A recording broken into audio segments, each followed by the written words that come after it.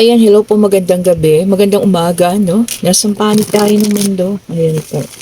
Ito yung ating second reading para ngayong gabi. Ayan, so dito naman, dito specific questions or particular question ng ating mga nag-chat. Ito kasi, sa almost, siguro mga 50% na mga nagtanong sa akin, ito yung pinaka maraming question. Yan. Ito yung pinakamaraming. Kumbaga, halos paulit-ulit siya, nakatanungan. Ayan. Alam niyo ba kung anong tanong na yun? Oh, magbabalik ba sa akin si X? O, di ba? Diyos ko po. Totoo po ha, ako hindi nagsisinungaling. Sa 50 katao, sigurong nag-send sa akin ng mensahe ha.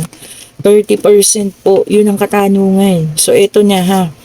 Para sa inyo, ang sagot na ito, no? Sa tanong ninyong, magbabalik ba sa akin si X? Yan ha. So ito, walang partikular na tao. Para sa inyo na po itong lahat, kung sino man yung mga nagtatanong dyan. Okay, ayan. Napahaba ang aking tulog. Grabe talaga po. Natulog ako siguro mga 9:30.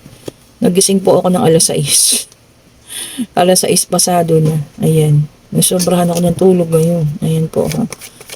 Kaya medyo hyper tayo ngayon. Ayan. So sa ating first four spread card is King of Pentacles. Meron tayong the Tower. Meron tayong Seven of Pentacles. Meron tayong the Chariot. O talagang ano rito may pangyayari na kumbaga hindi inaasahan. Circumstances. Kaya nagkahiwalay. So ito na po ha, ang kasagutan. Tsaka sasundutan natin to ng yung reading para sa lahat kasi si Madam, yung isa, nabasa ko sa comment.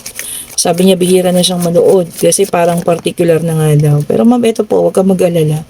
Lalagyan natin ng ganito ha. Para halo-halo naman. Ayan.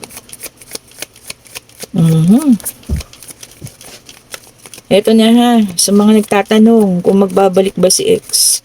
Hindi ba pwedeng si Y? Sa X po talaga. X-men. X-woman. No gender specification tayo ha. Pwede rin LGBTQ. Siguro yung kadamihan na nagtanong na gano'n sobrang magmahal. Naiintindihan ko po yan. Huwag kayong mag-alala. Hindi tayo judgmental ha. Tayo po malawak ang pangunawa. Okay. Uy. Sa katanungan, magbabalik ba si X? Divine Universe, ano po ang iyong kasagutan? Ito na, kompleto. Okay. So, ito na nga. Dami na excite dyan. Nararamdaman ko ang excitement. Yan na. So, ito na, sa katanungan ninyo, magbabalik ba si X? Okay, so ito nga si X natin na isang King of Pentacles and napakasipag na tao. Kung nakikita naman, it's napaka-hardworking. Okay. Totoo naman, may paglayo, may pag-alis. Ito po na, lahat ito'y bumagsak sa pag-shuffle. Wala tayong pinili. At merong ng ibang lugar, ayan or umiba ng bansa. Ayan po ha. And ito na, may pananahimik sa ngayon ha, nananahimik, nakapokus sa paghahanap buhay at talaga namang nagkaroon kayo ng hindi magandang paghiwalay, ayan, para po dun sa iba ha, ayan, nagkaroon ng matindi dahilan, hindi ko alam kung may kanya-kanya kayong dahilan dyan bakit naghiwalay, ayan, pero hindi maganda talaga, at eto na, meron tayong Knight of Wands, ayan, kung nakikita nyo pabalik. So, ayun na ha, ang kasagutan. Merong iba sa inyo ha, hindi ko sinasabing lahat. Merong magbabalik at ito po See, isang Knight of Cups na may offer. Kung nakikita niya may dala-dala, may bit-bit. Ayan. It might be a reconciliation. Pwedeng makikipag-reconcile. Ayan. Hingi ng tawad. And, ito rin kasi, makita ko kung magbabalik ang taong ito sa buhay ninyo, isa lang ibig sabihin po niyan. Mahal na mahal din kayo ng taong ito. Yee! Eto na. Sinagot na ha. Sinagot na. So, kung ito ay para sa iyo, syempre, salamat ha. And kung doon naman para sa iba, kung hindi, walang mga senyales. Ayan. Ano ba senyales na pakiramdam mo magbabalik? Unang-una, kahit hindi mo iniisip, yung pangalan o nag-a-appear kung saan-saan. Kung hindi man pangalan, apelido. O, di ba? Isa po yung senyales sa pagbabalik kung malapit nang bumalik ang taong iyon. Madalas naiisip, yan. Minsan-minsan, biglang-biglang napapatigil, ano? Parang biglang kinakabahan, ganyan. Ibig sabihin po kayo po inaiisip din ng taong ito, ha? At malapit na ang kanyang pagbabalik. Oh, yan na, mga senyales. Ang mga taong naghihintay, siguro, ganun talaga, no? Sobrang pagmamahal, sabi ko nga. Pagka talagang minahal yun na sobra, inaasahan yun na magkakaroon pa ng reconciliation.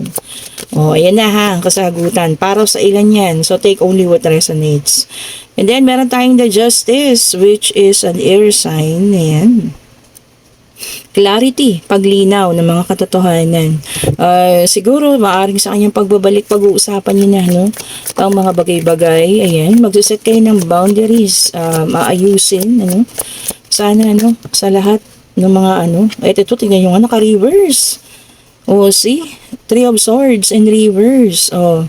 Releasing pain, forgiveness. Ang ilan sa inyo ha, maaring sa pagbabalik ng taong ito na inyong iniintay, makakapagpatawad na. Oy. Ayan di ba? Siguro pa pakiramdam ko matagal din naman ang napatawad. Di ba?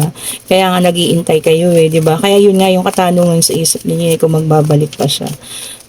Na-release na yung pain. Talagang totally nakapagpatawad na. Hopefully po ha, second chances is good. Especially kung makikita yung merong pagbabago ha. Bakit naman hindi? Bigyan natin ng pangalawang pagkakataon. And then, meron tayong Seven of Cups, which is a water sign. So, dalawang air, isang water. Ayan. Sabi dito, wishful thinking. So, ayun na nga. Palagi naiisip. Yun yung parang laging hinihiling. Diba? Sana magkatotoo ha. Siguro nga kasi nagkaroon man ng hindi pagkakaunawaan. Kaya lang yung pagmamahal kasi andun at andun no? Hindi na alis. Meron talagang taong ganun na mamamahalin mo. Kahit na kayo ay nagkaroon ng hindi magandang pagtatapos, pero sa sobrang pagmamahal mo, no? 'Di ba? Kumbaga, nagkaroon talaga siya ng tatak dyan sa puso mo. Anong tatak yan? Tatak tunay. Di ba?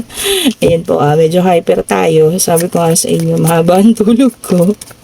Ayan, sarap ng tulog ko. Kaganina, grabe. And then, meron tayong temperance, angel temperance. Sabi rito, maaring sa pagbabali ka na ito ha, everything in moderation. Tama? Kumbaga, hinay-hinay lang. Huwag masyadong magmabilis. Enjoy the moment, sabi nga. Di ba? Enjoy nyo lang muna, ha? Huwag muna kayo maging super seryoso, ganun. Baka mamaya sa pagbabalik, naku, na, dito ka na, umuwi ka na, ganun. Hindi po, ha? Enjoy nyo muna. Pabayaan natin ang divine universe, ano? Lahat naman ng bagay po ay nakatakda Kahit hindi natin yan pilitin, kung talagang darating at darating po yan. Diba? Talagang nakaguhit na yan sa mga ating palad, kung ano man or talagang nasa kwento na ng iyong buhay ang mga pangyayari niyan. Nice. Ayan ha, nasagot na ang katanungan sa mga taong nagtatanong, babalik ba si ex? Ito naman para sa ilan. Diyos ko, talaga namang yun. Nagulat pa ako kasi 3 of Cups na naman po. So, ibig sabihin talaga may pagbabalikan, which is a union card. Hindi na mapipigilan po ha. Water sign. Nandiyan na ang ating water sign. Ayan ha. So, hindi na talaga kayang pigilan kung sakaling magkakaroon ng pagbabalik. Ito, ang taong ito sa buhay ninyo. Okay. So, nasa sa inyo na din. Tatanggapin mo ba? Ayan. Or ano ba? Ganun, And then, meron tayong the Hermit, which is an earth sign. Ayan. Sabi rito, truth seeking para sa ilan. Naghahanap pa rin ng katotohanan. Ano bang katotohanan itong gusto nyo malaman? Sa mga panahon ito, siguro para sa akin, kung may mga pangyayari man, mas okay na naiwan na lang na ganun, kaysa malaman nyo pa yung katotohanan at makakasakit sa inyo ng sobra. Comment down below kung agree kayo sa akin, ha? Kasi meron naman mga tao, hindi naman natin nilalahat, meron din naman kasi mga taong hindi rin naman matahimik at hanggat hindi nalalaman yung katotohanan. Diba? Totoo naman. And then, meron tayong 2 of Pentacles, which is an earth sign. Ayan. Sabi dito, time management. O, baka yung iba sa inyo na sosobrahan niya sa pagka-busy, no? Ang daming schedule. O, kumuha na kayo ng scheduler. Hindi, sabi po time management. I-manage na lang daw po, ha? Ayan, kung sino man ito sa inyo, no? Na kailangan talagang ayusin na yung mga schedule. Baka sobrang dami ng ano ginagawa. Ayan. O, minsan po magpahinga din, ha? Ilagay nyo, isingit nyo sa schedule nyo yung pahinga. Baka mamaya ilang oras na lang yung tulog ninyo, no? Oh. And then meron tayong the Hierophant, which is an earth sign. So parang lumabas na lahat. Wala pang fire. So ito earth sign, ha? Sabi rito, society and its role. Sabi rito, kumbaga yung kung ano yung magiging role mo sa ating society, pag-iisipan, ganyan. Or isa daw pong high level of commitment. O ano ba yun? Ano to sa mga tumatakbo? Ganun. Di ba magkakaroon ng election sa atin? O, baka ganun ano? Kasi magiging role daw sa society. O, baka meron ano? Baka ito na yung isa sa mga ano na kung ikaw kumakandidato kagawad, kung ano man ano. So, ibig sabihin niya ipagpatuloy mo lang. O, may napasukan pa tayo ng politika dito. O, diba? So, bagay, hindi ko talaga mapipigilan kung anong ilalabas ng ating card. Yun yan eh. And then, meron tayong Wheel of Fortune, which ito na, ang fire sign. Sabing gano'n, no? Irresistible fate. O, ibig niya sabihin, hindi mo po pwedeng takasan kung ano man ang iyong kapalaran. Oo nga naman, ano? Whether it's good or bad, irresistible fate. So, hindi niyo siya mariresist. Darating at darating siya po, ha, sa buhay ninyo. Kung ano man yung kapalaran na yan na para sa inyo. Oh, whether it's good or bad karma, ha? So, yun na nga. Kapalaran mo yan eh. Okay? So, hindi mo siya mariresist pagdating niya, no? Siguro pwede mo siyang i-drive, no? Kung magiging maganda, yan. Kung pwede mong i-drive papunta sa maganda, mas okay po, ha? Ayan, kung ano man yung ating magiging kapalaran or magiging kahinatnan. And then, meron tayo dito the High Priestess in reverse. Ayan, water sign. Ayan. Sabi rito, hidden agenda. Oh, may mga taong may hidden agenda daw para sa inyo. Ano ba yun? Baka mayroong binabalak. Ano? Gusto lang kayong pasakayin. Ayan. May gustong malaman. May mga hidden agenda. Kung ano man yan po, ingat-ingat sa mga taong nakikilala. Maaring ito rin ay mga taong matagal nyo nang kakilala, no? Na sinusubaybayan yung buhay nyo. Ganun. And then, meron tayong Ten of Swords in reverse, which is an air sign. Sabi niya rito, recovery. Sabi niya, healing. Oh, yung iba talaga meron ng ano, nasa healing process na, no? Paggaling, ayan. Kumbaga recovery na nga daw to, pagkaayos na, no? Uy, the star. Oh, the star which is an air sign. Sabi nga rito, no? Renewal. Oh, pagbabago rin, ano? And then, good omen. Oh, ayan. Mga good karma ang parating ngayon, ha, para sa ilan. And of course, in the star, ano, kung ano yung hiningi mo. Meron kang hinihiling dyan. Maaring ibigay niya ng Panginoon. Kasi, ibig niya sabihin, matagal mo nang hinihingi at alam niya na makakatulong naman sa'yo. So, sabi, bakit daw hindi ibigay? Oh, yung mga humiling dyan or may hinihingi, ayan, paparating na po sa inyo yan. Magtiwala tayo sa Diyos, ha. Sabi ko nga, ibibigay niya yan. Lalo't higit alam niya makakatulong sa inyo. And then, meron tayong the judgment. Ayan. O, sabi rito, parang awakening. O, puro forgiveness, pagpapatawad. O, ayan ho, siguro, sa pag-iising ng taong iyon at pagbabalik sa buhay ninyo, yun talaga yung isa sa pinaka the best, no? Patawarin na. O, di ba? Yung buong-buong pagpapatawad yung inyong ibigay. Tama, di ba? Ayan ha, ang ganda ng nilabas ng ating mga baraha. Ilang beses ang forgiveness ha, pagpapatawad po. Ayan. Sabi ko nga, baka matagal naman ng napatawad, kaya lang talagang ano, gusto lang talagang ano, makita pang muli. Ayan. Sobrang minahal. Ayan. Ito na. So may pagbabalikan tayo na ganap ilang beses ha. Tawag dito. Union card, no? Lumabas din. And then, meron tayong Six of Cups, water sign in reverse. Ayan. Forgiveness na naman, 3 beses na po ha. And moving forward, kumbaga siguro kung magbalik kung related pa rin ito dyan, mag-move forward ka na. Or kung ikaw naman ay nasa healing process ngayon, move forward din. Di ba? Hindi backward po ha, forward. Yan. And then meron tayong the world in reverse. Okay po. Sabi dito, closure. Ayan. Yung iba walang closure kasi sabi niya no closure. Kasi nga naka-reverse. So baka meron mga iniintay. Siguro karamihan din, no, yung mga taong nagtanong kung magbabalik si ex, mga walang closure din. Correct me if I'm wrong ha, mag-comment kayo diyan. Kasi marami kayong katanungan pa na gustong malaman. Ayan ha, sa pagbabalik mag-usap kayo. Ito na yung ating last sa deck of cards. Sabi niya, 9 of Wands, which is a fire sign. Ayan. Sabi rito, test of faith. Ayan. And boundaries. Kanina nasabi ko na, no. Siguro nga, maaring sa pagbabalikan, magsaset na ng boundaries. Ayan. Para sa inyong dalawa, no. Tama naman. Kumbaga, magkakaroon na tayo ng, teka, hanggang dito, ha. Kung makakapag, ka, dito lang tayo, ganito, ganyan, ha. Di ba? Mas okay yung ganun, pinag-uusapan. Okay, and ito na ang ating yes and no cards. Ayan. Pwede na kayong magtanong, pag-ibig, financial, pangyayari, no? Kung ano man yung nandiyan sa isip ninyo, nandiyan po. Ayan. Magtanong na po kayo, ha. Divine Universe, ibigay mo po sa amin. Isa lang, ayun na, pinalipad niya. Nakita niyo yun? Lumipad talaga, no? And yes po ang sagot. Ayan. And meron tayong number 7. Pwedeng sa July mangyari. Kung ano man yung tinanong mo, 7 days, 7 months from now. So, basta may number 7 siya sa birthday mo, sa birthday niya, or anything. And this is the Chariot. Sabi dito, victory. Success. And overcoming of things. Ayan ha. So, sa ibig sabihin, meron mga makaka-overcome na dyan. Magkakaroon ng magiging victorious and successful sa mga bagay-bagay. Kung ano man po yan ha.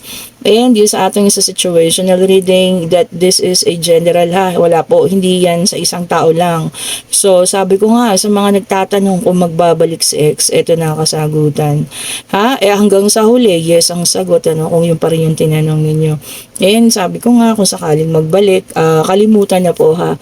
Kalimutan yung mga nakaraan. Ayan, forgiveness, 3 beses lumabas, So, pagpapatawad. Okay. Thank you so much for watching po. Have a great day at lagi po sana tayong nasa maayos. Kung nasang panig man tayo ng mundo, no? Salamat sa mga bagong subscribers, sa mga dati na nagbabalik. Ayan po. At sa lahat ng may gustong umorder ng ating mga charms, ayan. Ito ang ating Evil Eye. Ayan po, complete set. Meron tayong bracelet, meron tayong sing-sing, at meron tayong necklace. Syempre, ang ating mga bracelet, meron po tayo ditong nagliwanag din naman ang aking citrine. Ayan, may citrine tayo. At ito ang amethyst. Ayan, ang ating, ang tawag dyan, evil eye ring. Ito yung adjustable. At ang ating money ring. At ang ibang bracelet po ay nakatabi. Ayan, hindi ko muna nailabas. Baka bukas sasama ko sila sa reading. Ayan po, thank you so much for watching po ha. And nalalapit na ang aking birthday. Ayan ha, bibigyan ko kayo ng clue araw-araw. At kung sino man yung makahula, ako po yung may birthday gift sa inyo. Ayan. Meron po tayong 5 mananalo ng ating Evil Eye set. Ayan. Pa-birthday ko yan. Ako mismo magre-regalo sa inyo ha. Baliktad. Ayan ha. Basta po kung sino makahula sa nalalapit kong birthday. Araw-araw. Bibigyan ko kayo ng clue kung ilang days na lang. Ayan. Ilang weeks na lang birthday ko na. At 5 po ang makakatanggap ng isang set ha. May bracelet, merong quintas, at merong sing-sing. Ayan. Okay po. So sumali tayo ha. Ini-encourage ko po kayo lahat sumali. Masaya ito. Ayan. Yan po yung aking regalo para sa inyo. Thank you so much for watching po. Naparami na naman ang aking sinabi. Have a great day. Stay safe po sa lahat ha. Bye-bye po.